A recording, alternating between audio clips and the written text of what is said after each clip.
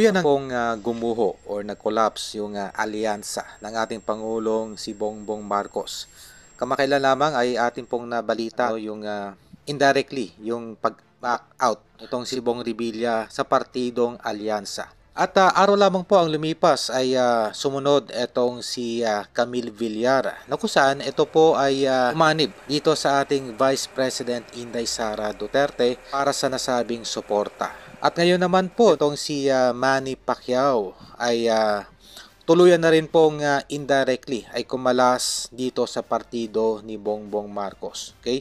Ito po ay pang-apat na dahil nauna na pong nag-back out itong si Amy Marcos. Ito nga po ay inilabas nitong kampo ni Manny Pacquiao ang statement na kung saan na hindi po nito susuportahan ang lahat ng kanyang mga kapartido. Nakabatid po sa nasabing sulat, the camp of Senator candidate Manny Pacquiao and his local party, People's Champ Movement, PCM, in General Santos City may not do straight voting for the ruling coalition Alyansa para sa bagong Pilipinas of President Ferdinand Marcos Jr. in the upcoming midterm election.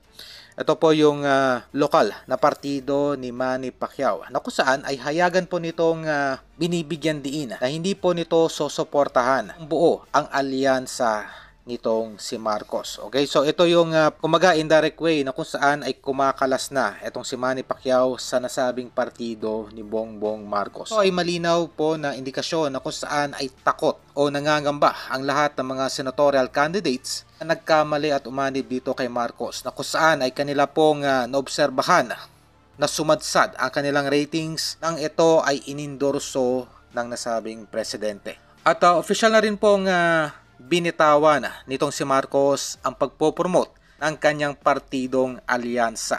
Okay, dahil noong nakarang araw lamang po sa Pampanga sa isang rally ng alyansa ay hindi na po namataan itong si Bongbong Marcos. At ayon pa, dito sa Malacanang ay kanila na lamang ipapasaubaya sa mga lokal na kandidato ang pagpopromote ng mga nasabing senatorial candidates na natitira pa sa kanilang alyansa.